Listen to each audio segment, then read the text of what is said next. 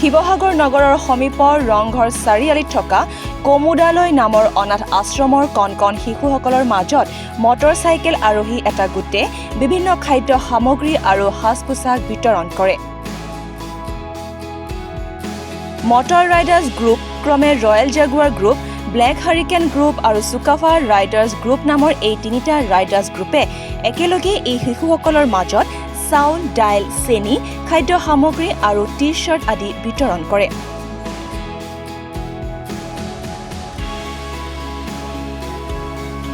এই motor ৰাইডাৰ্ছসকলে motor চাইকেলত অসমৰ লগতে দেশৰো বিভিন্ন প্ৰান্তত ভ্ৰমণ কৰাৰ লগতে বিভিন্ন ধৰণৰ সজাগতামূলক কাৰ্যসূচী ৰূপায়ণ কৰি আহিছে।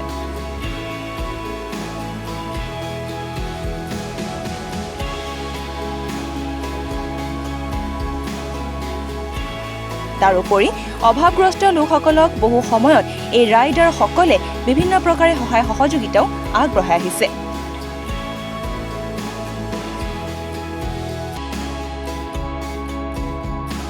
শিৱসাগৰ জিলাৰ অনাথ শিশুসকলৰ আশ্ৰয়গৃহ কমুদালয়তো শিশুসকলৰ মাজত প্ৰায় 1 লাখ টকাৰ সামগ্ৰী বিতৰণ কৰে।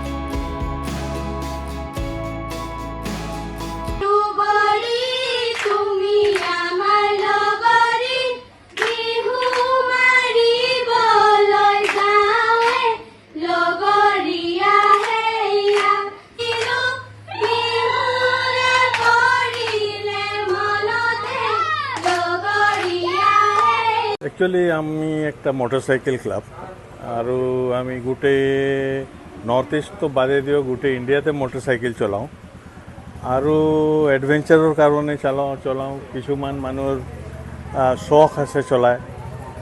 তো সেই হিচাপত আমাৰ একটা গ্ৰুপ আছে, তো ৰয়্যাল জাগুয়াৰ গ্ৰুপ আছে, ব্ল্যাক হেৰিকেন গ্ৰুপ আছে আৰু চুকাফা ৰাইডাৰ গ্ৰুপ আছে আপোনাৰ শিৱসাগৰৰ। তো আমি তিনিটা গ্ৰুপ মিলি পেলাই কিছু প্ৰোগ্ৰাম হাতত লৈছোঁ। আচ্ছা, ব্ল্যাক হেৰিকেন 2016ৰ পৰা উদ্ভৱ হৈছে আৰু প্ৰায় 50-60 জন মেম্বাৰ আছে। পিছত একটা চেৰিটি ৰাইড কৰোঁ, যিটো নৰ্থ ইষ্টত একদম প্ৰয়োজনীয় ঠাই। মেণ্টেলি চ্যালেঞ্জ বাচ্চা আছে, পালসি কেসেস আছে, সো বিভিন্ন বিধৰ ফিজিক্যালি চ্যালেঞ্জ বাচ্চা আছে আৰু বহুত বাচ্চা এখেতেৰ আৰু একটা সেন্টাৰ আছে য'ত অৰফেন বাচ্চা আছে, যাৰ মা দেউতা নাই বা এৰি দিছে বা মা দেউতা ঢুকাইছে, তেনেকুৱা বাচ্চা এখেতসকলে দেখাশোনা কৰে। তো আমি ভাবিলোঁ যে আমাৰ যিটো ছাপোৰ্ট, তো বেলেগত নগৈ পেলাই শিৱসাগৰতে যিহেতু দিচাংমুখত আমি একটা প্ৰগ্ৰাম কৰিছোঁ, শিৱসাগৰতে এইটো আমি ফোকাস কৰোঁ। এই ফোকাস কৰাৰ কাৰণে এই অনুষ্ঠানটাকে আমি বাছি লৈছোঁ, যাৰ ৰেপুটেশন ভাল আছে, শিৱসাগৰৰ পাব্লিকে জানে আৰ বাইদেউৰ খুব সুনাম আছে চাৰিফালে। আৰ বাইদেউৰ কাম যেটো খুব হিউম্যানিটেৰিয়ান কাম হয়, মানৱতাবাদী কাম হয়, সেই কামটো কৰে ইয়াতে। সেইকাৰণে আমি এই অনুষ্ঠানটাকে বাছিছোঁ আৰু কিছু প্ৰয়োজনীয় বস্তু যেনেকুৱা চাউল, দাইল, চেনি, তেল আপোনাৰ হ্যাঁ আমি গিফট কৰি আছোঁ। প্ৰায় 1 মাহৰ ৰাচন আছে প্ৰতিটা বাচ্চাৰ কাৰণে আৰু কিছু টি-শাৰ্ট আছে প্ৰতিটা বাচ্চাৰ কাৰণে। তো সেই গোটেই বস্তুখিনি আমি লৈ আহিছোঁ, যাৰ থুলমূলকৈ মূল্য মোটামুটি 1 লাখ টকা হয়। তো সেই আশা কৰোঁ যে অসমৰ ৰাইজ সেইটোৰ পৰা কিছু আদৰ্শ বা শিক্ষা গ্ৰহণ কৰিব, যে খালি এডভেঞ্চাৰ বা ৰাইড কৰাটো উদ্দেশ্য হ'ব নালাগে, বৰং আমাৰ কামৰ, আমাৰ ৰাইডিঙৰ পিছত চেৰিটিও হ'ব পাৰে। আৰু ব্লেক হাৰিকেন বাইক ৰাইডাৰৰ গ্ৰুপৰ পৰা আজিৰ যি তেওঁলোকে চেৰিটি ড্ৰাইভৰ কাৰণে আমাৰ এই অনুষ্ঠানক বাছি ইয়ালৈ আহিলে, আমি প্ৰথমতে তেওঁলোকক সাদৰ সম্ভাষণ জ্ঞাপন কৰিছোঁ, ধন্যবাদ জ্ঞাপন কৰিছোঁ।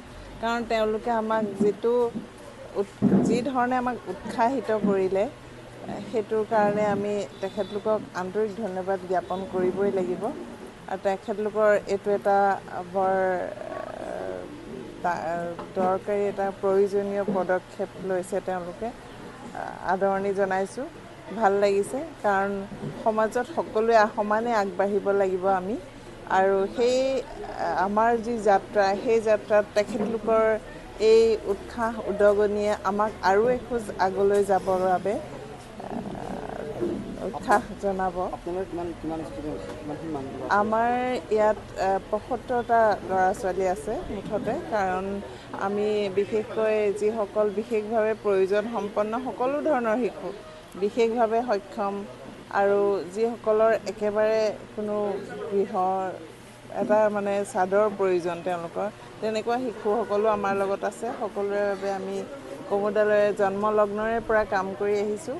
গতিকে আজিৰ যাত্ৰাপথত তেখেতলোকৰ উপস্থিতিয়ে আমাক আৰু এখোপ উৎসাহিত কৰিছে।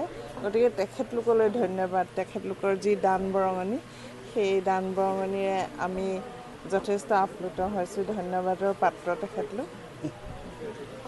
শিৱসাগৰৰ পৰা মহিবুল হুছেইনৰ ৰিপৰ্ট, দি নৰ্থ ইষ্ট।